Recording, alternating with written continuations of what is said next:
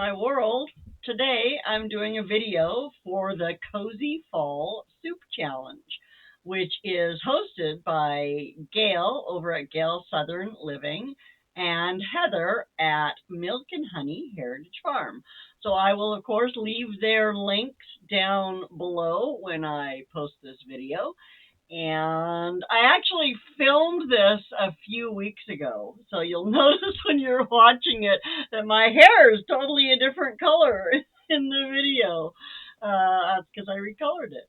But yeah, I did film this a couple of weeks ago because I knew this was coming up and I wanted to make sure that I had my video ready on time. My day is the 4th, so you'll be seeing this on the 4th of November. Yeah, I guess that's about it. So this is a fantastic collaboration. They've got a different soup video coming out every single day in November, which mine coming out on the 4th means that it'll be the 4th in the playlist. But there are a ton of channels that are involved, and they're having a great big giveaway on December the 2nd.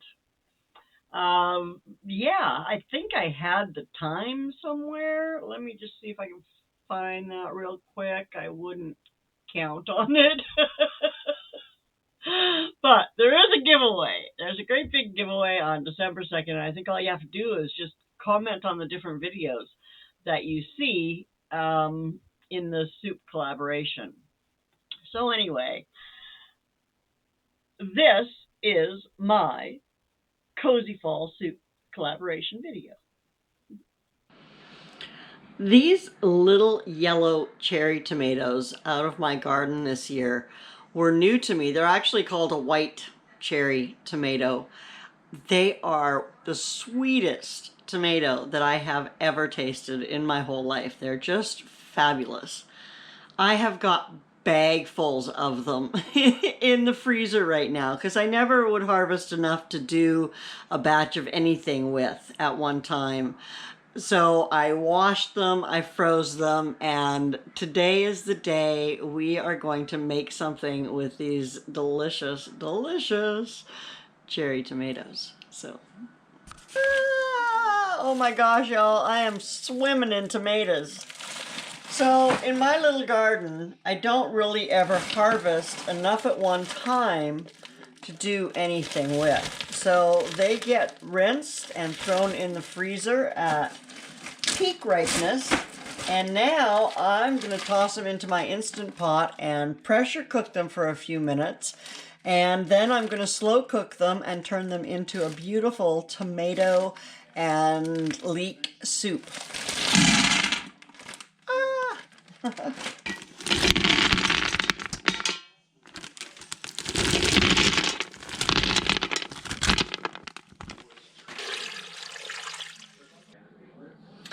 I have not ever tried this before. This is only the second year of me trying to preserve food.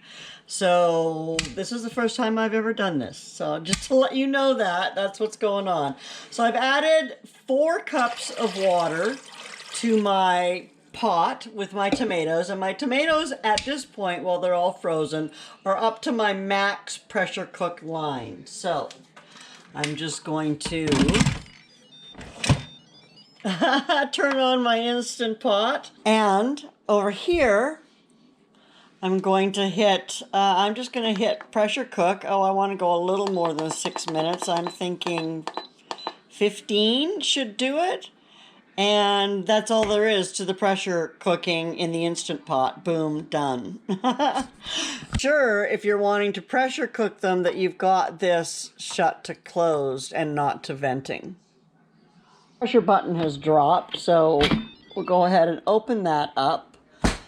And you can see, although everything is popped and nicely popped, it's mostly water, which is kind of what I thought was going to happen because I put them in whole, right? So what I'm going to do is I've got the rest of my frozen tomatoes here. I'm going to throw them in. I've got my bag full of frozen leeks. I'll throw those in. I'm going to throw these just a few sweet peppers that I had, and they're going to go in there. And then we're going to let this slow cook overnight.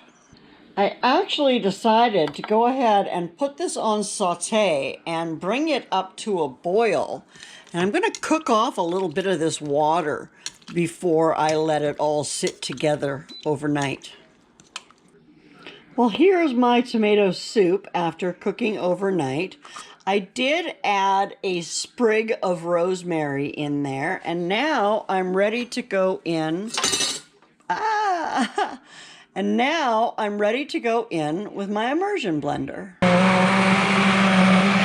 I gotta be honest, the color is not really super appetizing. Let me clean this thing out and then we'll go in here again. Well, let's give it a taste before we go any further.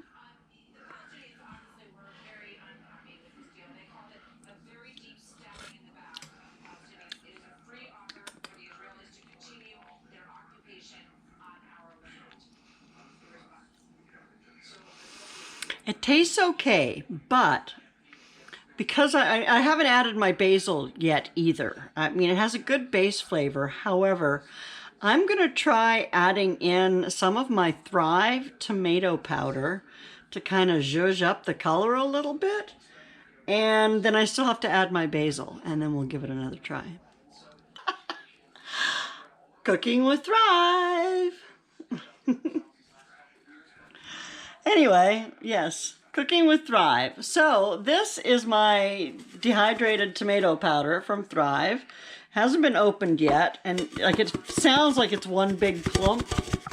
But it says, for extra freshness, your product has been packaged in a pouch. So I'm going to go ahead and open this and throw a few tablespoons into my soup to try to zhuzh up that color a little bit. And then we're going to go and get our basil ready.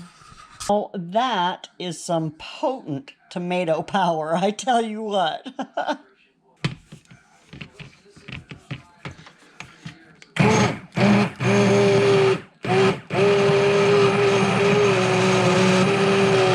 Now that is a much nicer colored tomato soup.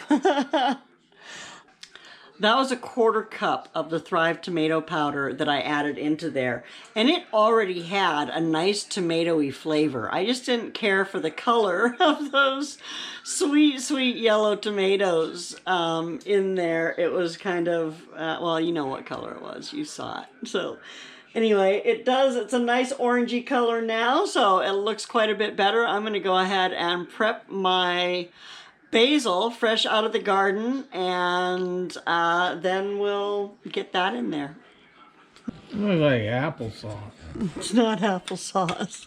You sure? I'm positive. Am I gonna like this or what? You might. I'm not sure. We'll taste it. It doesn't have the basil in it yet, but you Looks can. like mush. It's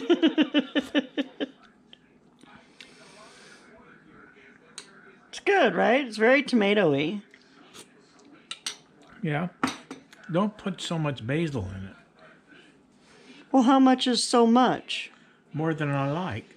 Do you want me to just can it like that without the basil? I don't care. Yeah, that'd be fine. I mean, then you can add your own can. And then I can add my own basil when I want it? Yeah. All right. I can do that. You always basil it out. Just basil it out. Okay, you don't want any more of that? No. Not right now? Told you I already ate. I know you did. Because you told me I had to. Well, I told you I was going to be in the kitchen a while. Did you feed your mom? Yes, she's having some soup. All right. And she likes it without the basil too. So that's what I'll do is I'll can it without the basil in it. All right. And then I'll just dry this basil I brought in today. Okay. And use it. That's fine. As needed. I can just crumble it in for myself. And that was that. I did can it, and I have this beautiful tomato soup now. And I didn't put the basil in because Mom and Dave don't like basil, so they didn't get basil. I just will add basil in when I make it. I'll just sprinkle a little into mine because I always have basil in the house. Let's see what else. So that is my contribution to the Cozy Fall Soup collab. I love making soup in the fall. I actually make lots and lots of soup. I've made already turkey soup and ham soup and some turkey noodle soup, and yeah, fall is the time for making soup. It's a great way to use the stuff from in your garden that you grow, and it's a great way to preserve it.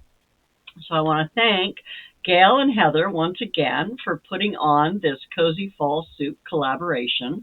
I want to remind everybody to go and look for the Cozy Fall Soup 2024 playlist, and both Heather and Gail will have those playlists on their pages so that you can watch on their pages.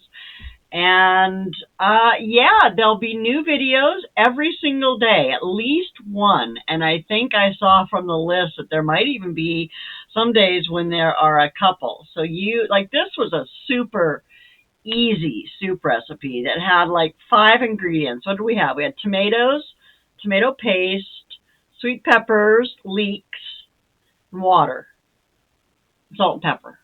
And then I didn't even add the basil in, so I can't even include that in the recipe. But yeah, that was as simple as it was, and it was delicious. Now, if you don't have tomato powder, you could always use a little bit of tomato paste or even a tomato sauce or anything to. And if you don't mind that color of yellow, that kind of browny yellow baby, color for your soup, then maybe it doesn't bother you. And you could just leave it without that. It did have really good flavor even without the powder. But I did like the way it looked much better as a red tomato soup as opposed to a brown tomato soup. So yeah, there is that. But anyway, so my soup is delicious. I'm happy to be a part of this collaboration. Thank you so much, Gail and Heather, for thinking about including me and letting me be a part of this. I really appreciate you guys and all of the things you do for the YouTube community. And I'm looking forward to seeing all of the videos. You all have a fantastic day, and I will see you soon. Take good care of yourself. Bye now.